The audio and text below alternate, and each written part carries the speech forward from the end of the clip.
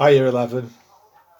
This passage is called The Forgotten Enemy, and it's for the comprehension work that I set for this session.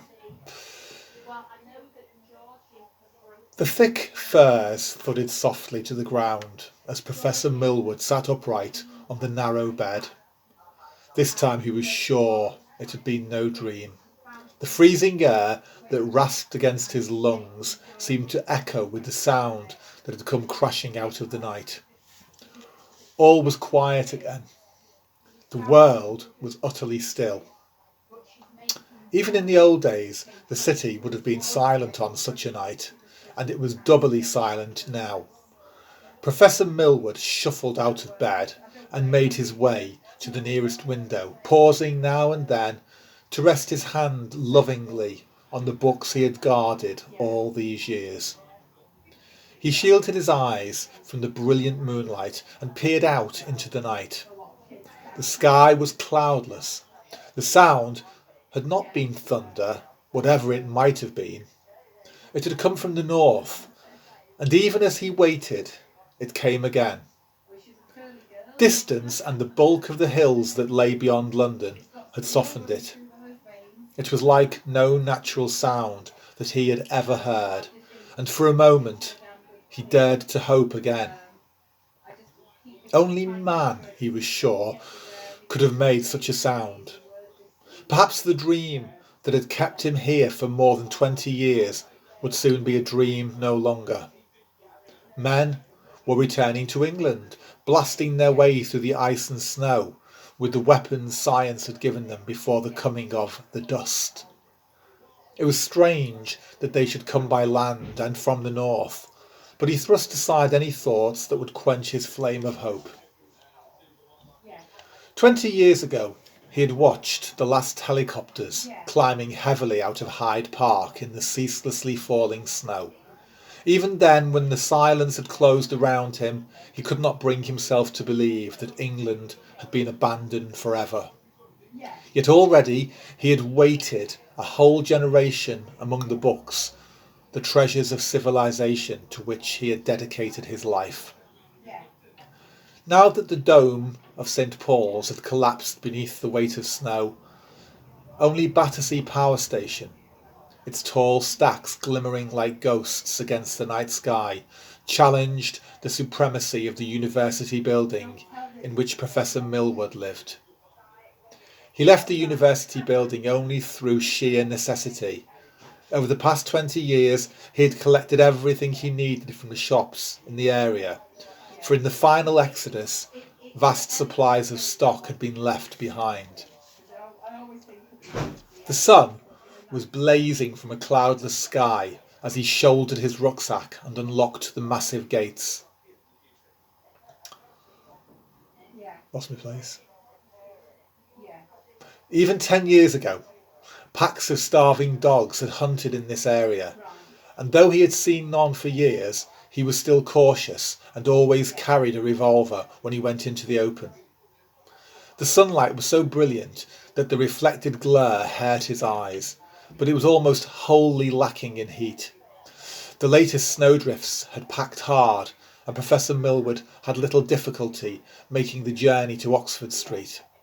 Sometimes it had taken him hours of floundering through the snow, and one year he had been trapped in the university building for 9 months.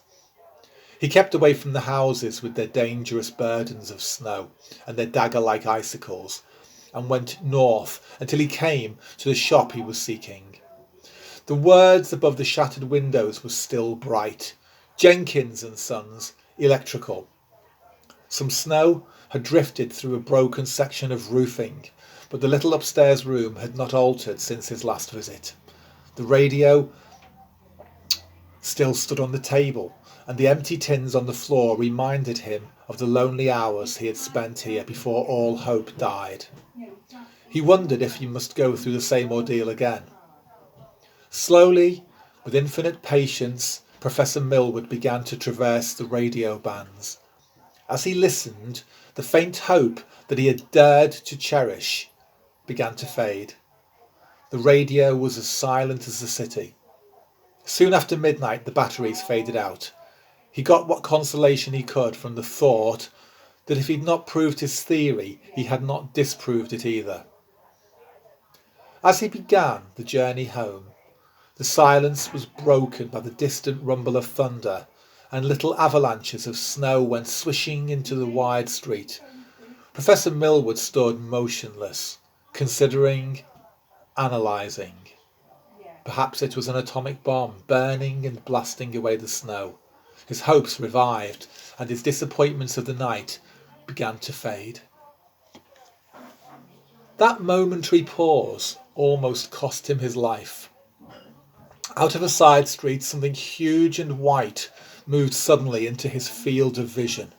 For a moment, his mind refused to accept the reality of what he saw.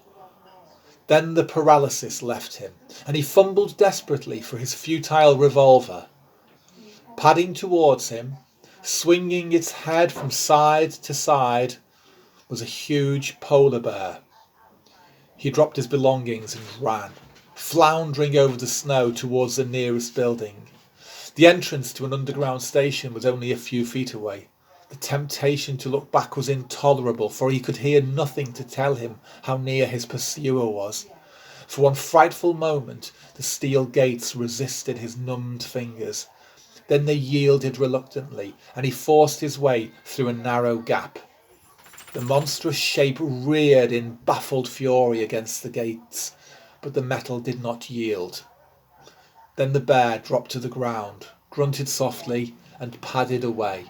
It slashed once or twice at the fallen rucksack, scattering a few tins of food into the snow, and vanished as silently as it had come. A very shaken Professor Millward reached the university 3 hours later, after moving in short bounds from one refuge to the next. By the end of the week, he knew that the animals of the north were on the move. He saw a reindeer being pursued by a pack of silent wolves, and sometimes in the night there were sounds of deadly conflict. Something was driving them south. It could only be man. The strain of waiting was beginning to affect the professor, and he dreamed of rescue and the way in which men might be returning to England. Whatever was approaching from the north was nearer, and several times a day that strange roar would thunder over the city.